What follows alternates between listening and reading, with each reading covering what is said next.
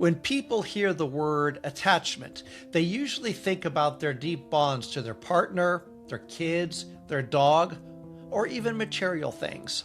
But that's not really what attachment is about. It really is a safety mechanism. That's how we feel safe in the world, through other people. That's Amir Levine, an associate professor of clinical psychiatry at Columbia University. You may have heard of his best-selling book, Attached, which helped bring attachment theory into the mainstream. Now he's written a new book called Secure, the revolutionary guide to creating a secure life.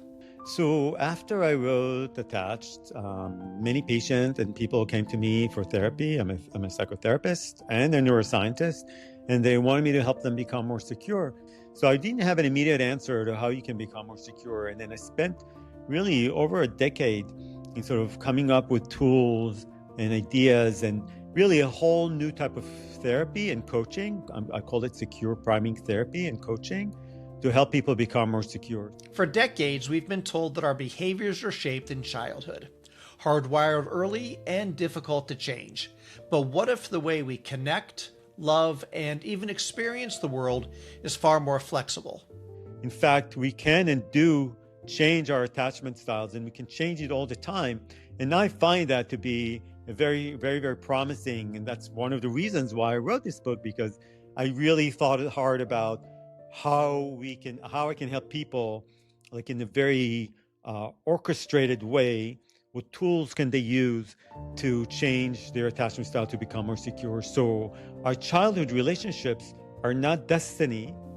And it turns out that being secure not only shapes how safe we feel in the world, but it can also impact how we respond to stress and even our own longevity. Because the latest research shows that when people are secure, it also affects our health. We're healthier.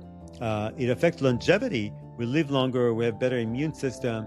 So the benefits of being secure goes way beyond our romantic relationships or even just our relationships in general. Levine says that even if you aren't a secure person today, you could be one day. He argues that security is contagious and encourages you to find and lean on the secure people in your life. So over time, you create, in neuroscience, there's something that's called an enriched environment, and how it has an amazing healing power for the brain. The idea in the book is to teach you how to create an enriched social environment for your brain and for yourself, so your brain can change. From the University of Chicago Podcast Network, welcome to Big Brains, where we explore the groundbreaking ideas and the discoveries that are changing our world. I'm your host, Paul Rand. Join me as we meet the minds behind the breakthroughs. Today on Big Brains, the science of attachment and how we can become more secure in our own lives. Today's episode of Big Brains is supported by the Court Theater, Hyde Park's Tony Award-winning theater located on the University of Chicago campus. Here, timeless stories speak to today's world. From Sophocles to Tom Stoppard, Carol Churchill to Anton Chekhov, and August Wilson to Tennessee Williams. When you're at Court Theater, you know you're going to see something bold and provocative, something that will move you and make you think. You know you're going to get a great theatrical experience unlike anything else, one that only could happen on the south side of Chicago. Reimagine what classic theater can be. Visit Court Theater, that's Court, THEATRE.org. For listeners that have not read the book, can you just maybe give us a bit of a look back and talk about what are the attachment styles that you focused in on, and how do they show up in everyday life? Yes, so basically there are 4 attachment styles: anxious, avoidant, fearful avoidant, and secure. And it all has to do with how comfortable you feel with closeness and intimacy, but also how sensitive of a radar for potential relationship disruption you have. So if you love intimacy and closeness, but you're very sensitive for potential problems in the relationship, you have an anxious attachment style. And then what that would mean is you always are afraid that relationships are very fragile, that things may go wrong, that you're going to be potentially left, people will abandon you. You worry a lot about relationship, and you notice things much more than other people.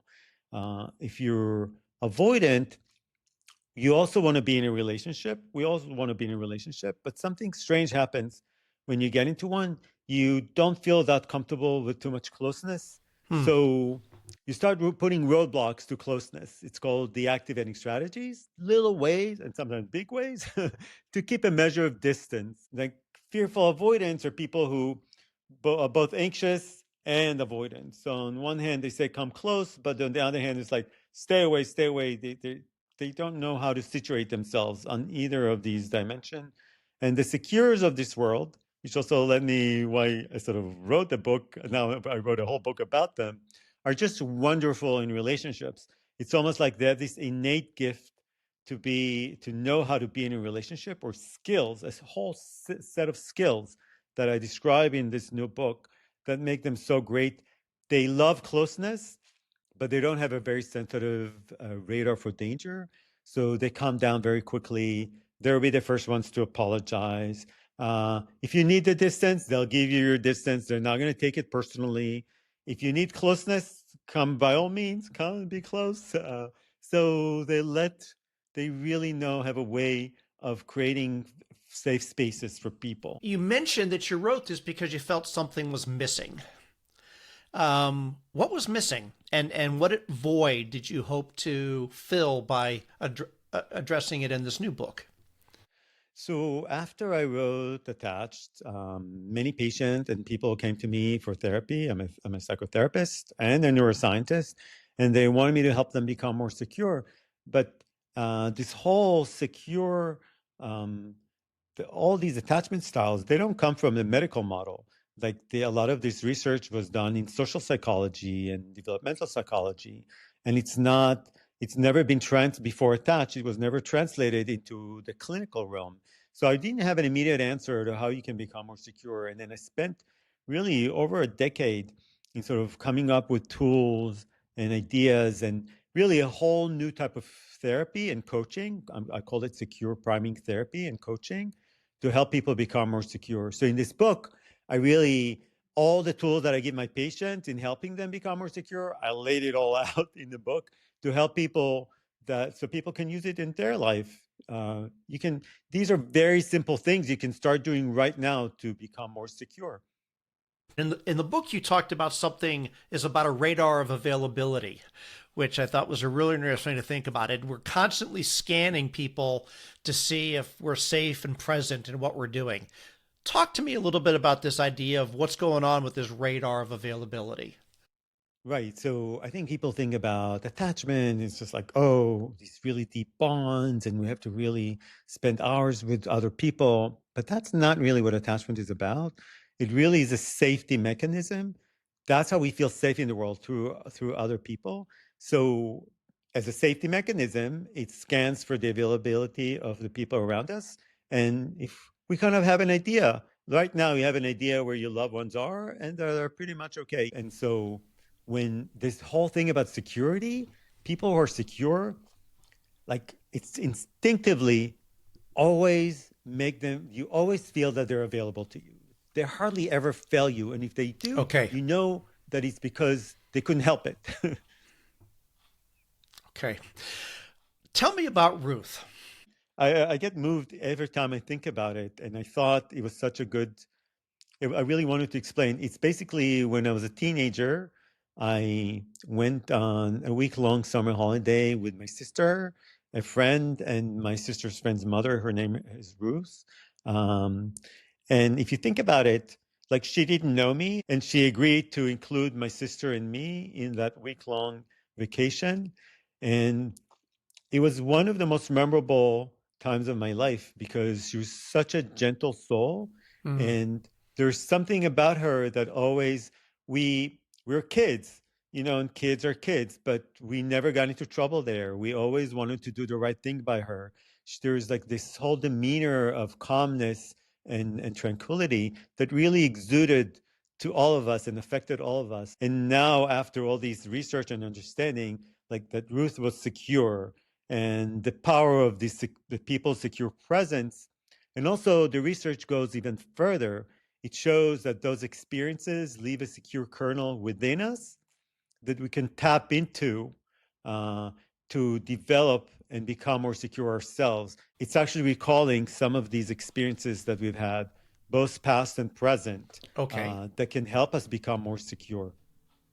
wonderful.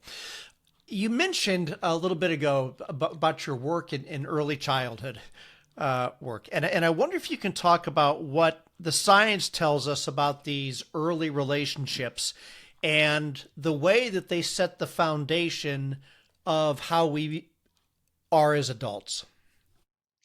So I'm glad that you said that because the research actually shows something very, very surprising. And it really, I think, in a way, dismantles some of the biggest myth in psychotherapy and in popular psychology today. Okay. There's this idea that our attachment styles as adult are basically something that developed in early childhood. But when you look actually at the research and you look at the attachment styles that kids have and then their attachment style in adulthood, you see that there's a very modest correlation. It's like less, you can explain, like less than 10% of the adult attachment style can be explained by childhood attachment style. And actually 90% is not explained by that, but by other factors that happen later in life. And in fact, we can and do change our attachment styles, and we can change it all the time. And I find that to be a very, very, very promising. And that's one of the reasons why I wrote this book, because I really thought hard about how I can help people, like in a very orchestrated way.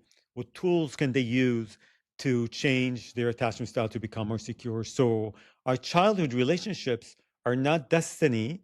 And not only that, like I told you about Ruth, we have different relationships with different people in our childhood, and we're a very sophisticated social animal. Our brains are extremely sophisticated social machine, so we can actually tap into different experiences that we've had, bring them to the fore, and use them to become more secure. One of the things that you did talk about is that security isn't just about comfort. And I think what you said is the safer you feel, the more willing you're going to be to take risks. Yeah, so imagine this scenario where you take a toddler into a room full of toys with his mom, his caregiver, his dad, and then immediately they're going, oh, they start pointing at the toys. They want to play with them. They start like playing with the toys. They're completely invested in this new environment, Of and it's course. just like, of course, it's just like such a thing. So they see all these new toys, but every once in a while they look back to see if the parent is there, and if they're there, they just like continue That's playing a with the great, toys. great story. Yep. But then when you ask the parent to leave the room for a moment, everything changes. They drop everything, they rush to the door, they bang on it, they start crying. They all of a sudden, the whole interest in the toys just like goes away. You try to give them a toy, they'll throw it in your face, they couldn't care about it. So it just shows you the very strong connection between our attachment, how we feel safe, and our exploratory drive. And so we explore in different ways, but the exploratory drive is still tied very closely to our attachment. And if we have a secure attachment to people around us, they fade into the background. We don't think about them much, just like the parent when they're back, and then we check on them every once in a while. And then if they're there, we can explore the world and engage in our work. But if the relationship is insecure, like we lose that ability to explore the world. We can't, we're like, where's the person? Why are they not texting me? Like, is everything going to be okay? It demands a huge energetic load from our brain. And we can't engage in the world as when the way that we can when we're securely attached. That's a really good way of explaining it. Along that same realm, there's not a person listening that has not felt the sting of social exclusion, whether that's being picked last for a team, not coming to a party, being left out of a conversation. And what I remember you talking about is that triggers the same sort of impact as even physical pain. Tell me why that exclusion hits us as human beings so hard. So I call it, so in the book Insecure, I dedicate the first chapter to what I call the cyberball effect. It's such an important thing to understand about our brain. Our brain loathes exclusion. It's just like, and it loathes it so much that they created this game where you play catch in a very rudimentary video game, and all of a sudden they stop throwing the ball in your direction, and then airs of like painful distress and self-scrutiny come online, and then psychologically you feel that they found that people feel less self-esteem, they feel that life is less meaningful, they feel less in control of their lives. I was surprised by these findings because these are things that I thought these are psychological domains. I didn't think that if I'm included or excluded, I will feel that life is less meaningful or that I'm not in control, that it would affect my self-worth. These are things that I thought were self-love. But apparently, even our deepest, most things that we think about ourselves are affected by our connections to others. So that's what I call the cyberball effect. And I only understood why that, and it's such a strong effect because even when you are giving money, let's say, okay, the ball is not thrown in your direction, we'll give you money for it. You think, okay, well, what do I care? I'll get some prize. No, it doesn't mitigate the effect. Or even when you think that the other two people are despicable people, they told minority students that the other two people they're playing the video game are members of the KKK.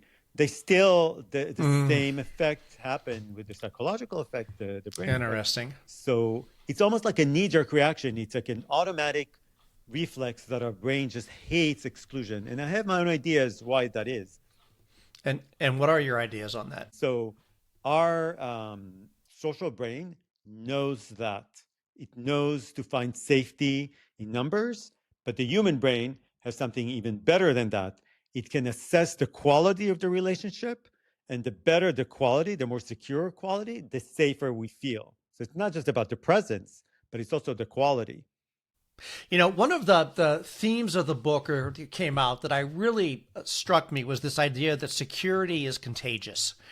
And that it's almost, I think you called it a social superpower, which I really love that. And even your story of Ruth kind of brings that up a little bit. Tell me what you mean by being contagious and why it's so important. And I'm assuming in some ways, if you're a parent and you're listening to this, or you think about it for yourself or somebody else in your life, giving the gift of security is an extraordinary gift.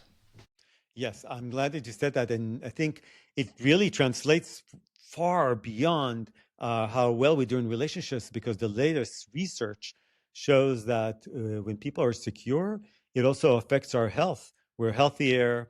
It affects longevity. We live longer. We have better immune system. So the benefits of being secure goes way beyond our romantic relationships or even just our relationships in general. It also affects our self-esteem and sort of like deep psychological feelings about who we are and how we are in the world. And one of the most important tools that I teach is to develop an awareness to the what I've come to call the seemingly insignificant minor interactions of everyday life, or in short, SIMIs. Okay. Because when people want to change, want to become more secure, they think I need to go and talk about my childhood or really open up like difficult things that have happened to me, talk about big events. They don't really think about those small micro interactions that we have in our everyday life. But if you understand the brain from a neuroscience perspective, you really know our brain constantly surveys the environment. It sends out like these tendrils, our senses. And it's one of the most sensitive organ to the environment. It constantly changes. Even if you'll remember anything from this conversation tomorrow, that means that some structural changes have happened to the chromatin, to sort of the DNA in your brain, because it constantly changes. So every small interaction like that is an opportunity for change, to rewrite an old idea, an old perspective. The other thing that I know you talked about with security, and it's worth digging on for a second, is there are benefits to physical health on it. It's not just mental benefits, but it affects your physical being. Yeah, oh, yeah, in a huge way. They found that people who are more secure have, like, even if they have a difficult illness, let's say like one study was looked at fibromyalgia, they Yep. have better relationships with their care providers. They actually have less symptoms, and the outcome is better. So across, and then there's also these studies that shows that we can, when we develop these feeling of connectedness to others, it really, and we have a more secure environment, it really also affects longevity and multiple comorbidities. I think just one recent study showed the negative effect of, they called it hasslers, but really that's like, these are insecure interactions, has on our longevity. It's really quite profound. And I think they can equate it even, that whole secure social connectedness, not just any social connectedness. That's very important to stress, because the negative ones have a bad effect on your health, to just on par as our diet and exercise. So I always like to say, I mean, if you're going to go to McDonald's, at least take someone that you're securely attached to with you, so you can counter the effect of all the junk food that you're eating. If you're getting a lot out of the important research that's shared on Big Brains, there's another University of Chicago Podcasts Network show that you should check out. It's called Capital Isn't. Capital Isn't uses the latest economic thinking to zero in on the ways that capitalism is, and more often isn't, working today. From the debate over how to distribute a vaccine to the morality of a wealth tax, Capital Isn't clearly explains how capitalism can go wrong and what we can do about it. Listen to Capital Isn't, part of the University of Chicago Podcast Network. One of the concepts that you also talked about was something that you called the dependency paradox. Can you dig into that a little bit? I think folks will find that pretty interesting. Oh, I'm so glad you asked about that, because it's like especially in our society, we put such a huge emphasis on self-sufficiency, being self-driven, like self-motivated, self. It's like self everywhere. But if we look at our brain, like we're social. So the whole self-driven thing is really missing something really big, that really, in order to be able to achieve things and to have that secure base to explore, we need to find the secure people to depend on. Our ability to collaborate, there's even a questionnaire that you need to take a questionnaire to assess how well you collaborate with others, because the whole idea is to choose and prioritize the people that are more secure, because they will help you achieve more. They will help you become more independent. In order to become independent, choose the right person to depend on.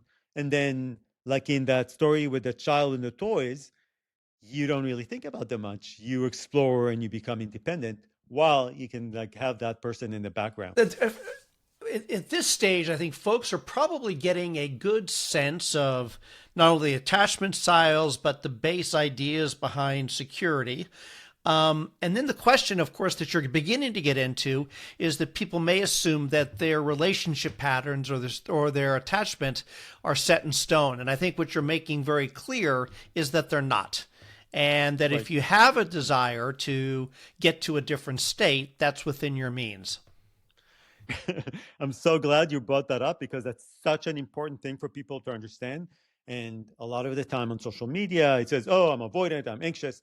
Well, it's much more nuanced than that, and much more complex than that, because we can actually have more than one, like we can have different attachment styles with different people. And in fact, on my website, there's a questionnaire I call it Map Your Attachment Topography. You can go on there and you can put a whole list of different people and figure out your specific attachment styles with them. You can also figure out your general attachment style. And you see a whole map of your relationships and how it really comes into action in real time. Even I have a thing that you can assess your attachment style with your pet. And you get your attachment topography and you see how it can vary. And also the other thing is that it can change.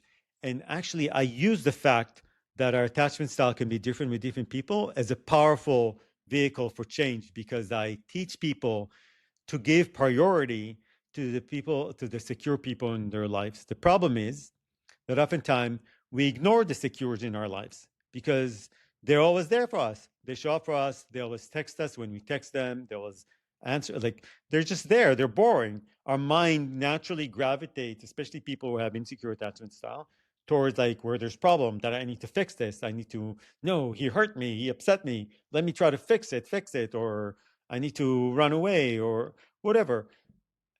All part of the one of the basic tenets in the book is to teach you to here there's this secure person, shift your attention. Instead of texting this person and fighting with them, text the secure person and give them more priority. So over time you create, in neuroscience, there's something that's called an enriched environment, and how it has an amazing healing power for the brain. The idea in the book is to teach you how to create an enriched social environment for your brain and for yourself, so your brain can change. Okay. You also spent some time talking about what you called as secure states and this idea of getting into a mindset, but this with practice can become your default. And tell me what you mean by a secure state. And is it, do you think about yourself and say, how do I want to feel or act or behave in this type of situation? And that's what I should be leaning into? So I think the whole idea is that when you have an insecure attachment style, again, that's kind of like a default system, but you can teach and that's kind of like the second part of the book is more concentrates on how to teach people with insecure attachment style. And there's a chapter that's devoted to each one, the anxious, avoidant, the fearful avoidant, how to become more secure or like enter a secure mode or secure state that will help you that you can live more comfortably with all the benefits that we talked about, the health benefits and all that. So, and different attachment styles have different sets of tools that they need to apply. Like, so sometimes it's the same tool, but you need to apply them differently because you have a different outlook, different way, different challenges and different things that you need to do differently in the world. So if you have an anxious or avoidant, you need to really go about it a little bit differently to get to that place. You talked about a program. I'm not sure if you use this word, carp, CARRP, and tell me what that is. It's always nice to have an acronym to help think through a way of remembering things. It stands for consistent, available, responsive, reliable, and predictable. Okay. And I call these the 5 pillars of a secure life because, again, the attachment That's pretty system, profound, isn't it? I know. Yeah. I mean, I thought long and hard about it. And some of it came from, remember, like we talked about the cyberball experiment? Yep. And so there's also an experiment called the reverse cyberball, where you're standing in the middle and then you throw the ball to one person, they throw it back at you, and then you turn around, you throw it to the person on the other side, they throw it to you. So you're now hyper included. No one is excluded because you're right, but you're hyper included. And they showed immense benefits for that hyper inclusivity or feeling hyper included. The same kind of things that you feel more self-esteem, you feel more in control of your life, you feel that life is more meaningful, all these really amazing psychological benefits. So I thought, how do I create that environment in real life?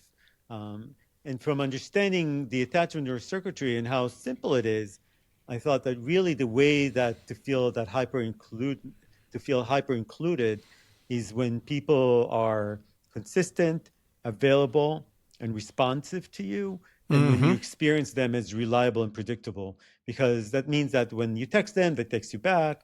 They always include you in things. They include you in their life, and you feel always kind of like the back and forth, like throwing a ball at someone and constantly throwing and receiving. So that was my thinking around this whole carp thing. And people that have insecure attachment style, people who are secure do it organically. Yep. And people that have insecure attachment style struggle with it.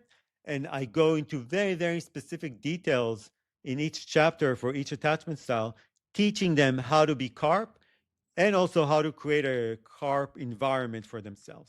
What are the things that you think are the most consistent and the most powerful? If you said, listen, you got a lot of things in here, but let me give you 2 or 3 things that really kind of get to the heart of it. So I would definitely say, first of all, our attachment styles are not fixed. They can be changed. And that We have different attachment style with different people. And if we learn to be consistent, available, and responsive, and then reliable and predictable, carp. And you remember we talked about our semies. It's not in like the big gestures, in those like micro moments in our lives. Um, like when we go to the coffee shop, in restaurants, on the phone with people, at work, with everyone, we learn to be carp, and then also we can teach others to be carp with us. Then we can enter that secure mode. And that secure mode is going to give us all of those amazing benefits, both psychological and physiological. So this is all of the whole sort of a synopsis of how to become more secure. Every one of us every day comes across people that you may say to yourself, God, they're insecure. This interaction is coming from a place of insecurity. How do you find the best way of engaging with or neutralizing the downsides of dealing with somebody that's having some of these insecure attachments? So I'm glad you asked me about that, because the book actually, there's a tool that I called a carp intervention, which is sort of, again, the carp is consistent, available, responsive, reliable, and predictable. And so the carp intervention is that when you come across, it really teaches you how to create your secure village. Like it gives them, the honors is on them to maybe kind of like rise up and live to their secure potential. Because remember, I told you, we all have these secure kernels in us, so you can summon it out of them. Or if they can live up to that expectation, you can, it doesn't mean that you have to completely cut them out of your life. You just like give them less of a priority in your life, and you give people with greater security more priority. So this is very important for people in trying to create their secure village, to help them become more secure. I Let me, think that if I can, let me push on this just a little bit more. yes. We all have interactions with different people every day. And if you're trying to have an interaction with somebody, but you recognize some of these less than secure tendencies, are there things that you can do Oh, yes. to strengthen that interaction by understanding what's really going on, and then you can help address it and put it into a positive context? Oh, definitely. So, for example, so I have two answers for this. Please. And then you can either use both of them or choose one which you like better. First of all, there's something that I call the rules of secure engagement. Okay. And in that, you really have to understand the logic. Attachment has a very different logic, which most of us don't understand, and which I really try to explain in the book. And it's so when we get into an argument or a fight, the attachment logic is relationships, secure relationships are there for one main purpose: to keep people emotionally calm, right? So it's in the background and you can explore. So basically the way, if you, so I have this rule that only one person is allowed to be upset at a time. Because if you understand that the attachment role is that if I'm in a relationship with someone, if they're upset, my role is to regulate their emotions and have them calm down. Okay. So oftentimes the way that it translates, when I give this rule to a couple, they go home and let's say they get into a fight, and then one says, wait a second. We said only one person is allowed to be upset at a time, and I was the first, so you have to help me. and and oftentimes the effect is just what happened with you. It's like they start laughing, it dissipates a lot of the tension. Yep. And it also reminds them of what is the function of a good relationship, is to really help reach that emotional calmness. But let's say they fail it, and it's not hard to fail that, because when we get attached to someone, we become like one physiological unit, and we reverberate. The emotions reverberate. So even if we have no reason to be upset, if someone who's very close to you is upset, you'll start to get upset. So now they're both upset and they can't follow the first rule. There's a second rule that I call the mea culpa rule, which is kind of like, it's my fault. And so really, and that's what people have sometimes a hard time with. At this point, you both failed the relationship, because now you're both upset. So you both have to apologize to each other for not being able to fulfill the role. And so you both have, I'm sorry. I saw that you got upset, and then I got even upset, and I couldn't be there for you to calm you down. And is there a way that I can help you? I really don't want to do that. So you just say that. And people have a hard time with that because like, no, but they're right and I was wrong. But attachment doesn't care who's right or who's wrong. And it's a different logic. It's about, I need to feel safe. I don't want to be right or wrong. I want to be safe. And you feel safe when there's emotional calmness. Okay. We have covered all kinds of ground, and you do a beautiful job explaining this. Are there any things that I didn't ask you or things that you think we need to make sure we put into this interview to help people understand what your work is? I think, I spent so many years doing this, and I think it's hard to put into words the advantages of living life in a more secure mode. And I myself, and I think I try to give some examples, even the small ones, of how much of what a difference it makes in your day-to-day life, and then potentially also further down the road that I guess it's hard to really explain to people who haven't experienced secure attachment, because I have patients like that, and then they come and they learn, and it's such a different life. It's really worth giving it a shot, and it's worth the work, because it does take practice and it does take work, but it's worth it. Big Brains is a production of the University of Chicago Podcast Network. We're sponsored by the Graham School. Are you a lifelong learner with an insatiable curiosity? Access more than 50 open enrollment courses every quarter. Learn more at graham.uchicago.edu/bigbrains. And if you like what you heard in our podcast, please leave us a rating and review. The show is hosted by Paul M. Rand and produced by me, Leah Cesarine, with help by Eric Fay. Thanks for listening.